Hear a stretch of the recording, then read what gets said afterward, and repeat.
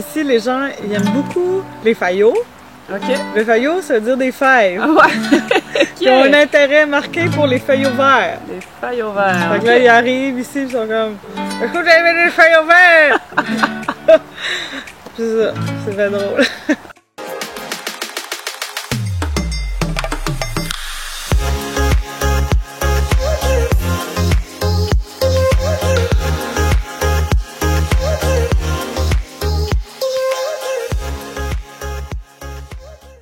Alors bonjour, aujourd'hui je reçois Audrey des Potagers Partagés.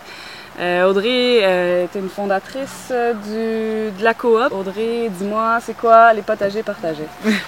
Ben, les Potagers Partagés, en fait, c'est une ferme coopérative qui comprend comme 3 membres.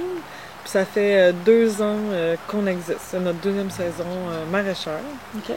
Puis vu que c'est une ferme, on fait beaucoup de légumes. Des semences de légumes. Quand on commence une entreprise agricole, c'est sûr qu'il y a beaucoup de choses à installer.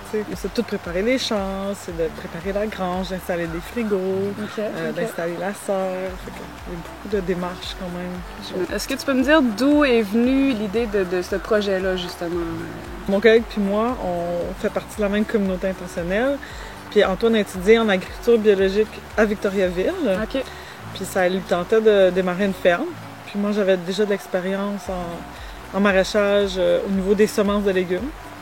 Fait que là, on s'est dit que ça pourrait être une belle alliance, les deux ensemble.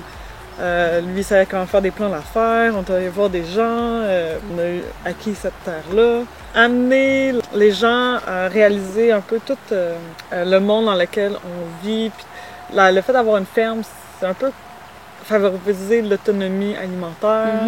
Puis ça fait que il y a plus de liens dans le village. Ouais, les gens absolument. viennent, ils se parlent de ça, puis nous on a plus de contacts. C'est quelque chose qui est rassembleur. Ouais. Fait que ça c'est le fun pour ça. D'accord.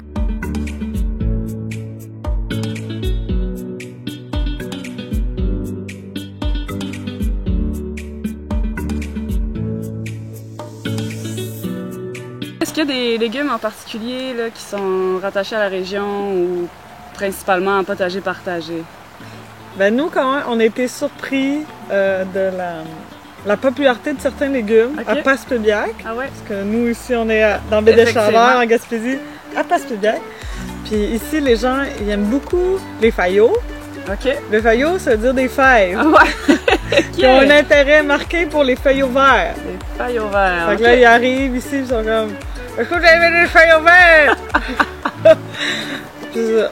C'est très drôle. Il aime aussi les tomates vertes. Ah ouais, OK. L'année passée, on a fait plein de tomates rouges, puis les gens étaient comme moins intéressés.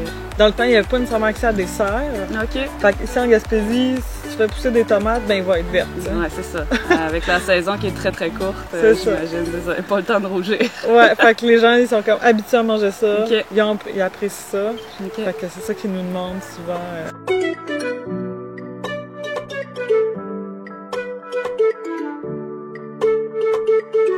Il y a comme 3 phases un peu dans la saison. Il y a la première phase qui est comme la transplantation, mettre les légumes en terre, s'occuper de la serre. Il y a toute cette phase-là.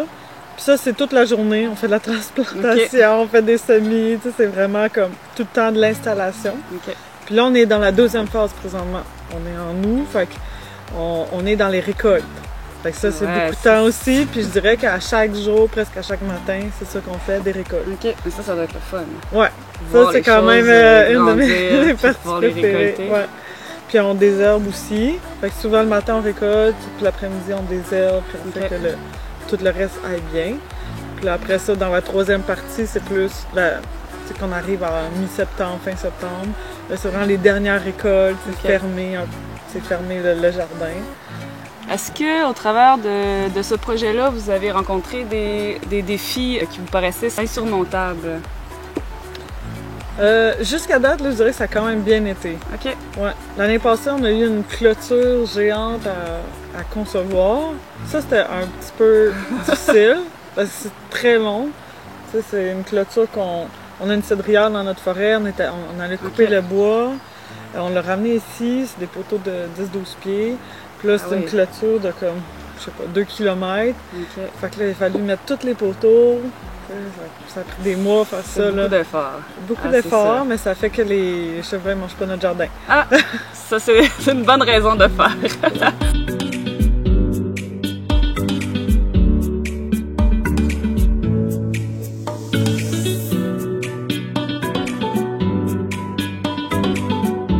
As-tu des conseils à quelqu'un justement qui voudrait se partir en entreprise un peu comme vous, coopératif? Je trouve que les études en agriculture bio, ça aide un peu quand même OK. à se démarrer dans une entreprise base. agricole. Mais si jamais t'as pas ça, moi j'ai pas ça, puis ça, finalement ça a bien été pareil. OK. Tu sais. Mais tu trouves des gens qui sont compétents avec toi, mais c'est réaliste. OK. Faut juste aussi s'attendre à faire un peu de bureaucratie. Ouais. Parce que de nos jours, le MAPAC, les différents gouvernements, ils demandent beaucoup de paperasse à remplir. Fait qu'il faut être un peu à l'aise avec ça. Même si on pense que. Ouais, même si on pense que c'est juste les légumes, il faut savoir tout dans les légumes. Il faut aussi savoir faire un peu d'administration. J'encourage toute personne qui veut se partir. Ils peuvent nous contacter si jamais ils veulent des conseils. Ben oui, comment est-ce qu'on peut te contacter justement? Soit par courriel au potagerpartagé@gmail.com ou sinon sur notre Facebook, on a même une page Facebook, on a même un site web. Ah ouais, génial! Alors merci beaucoup Audrey de cette entrevue.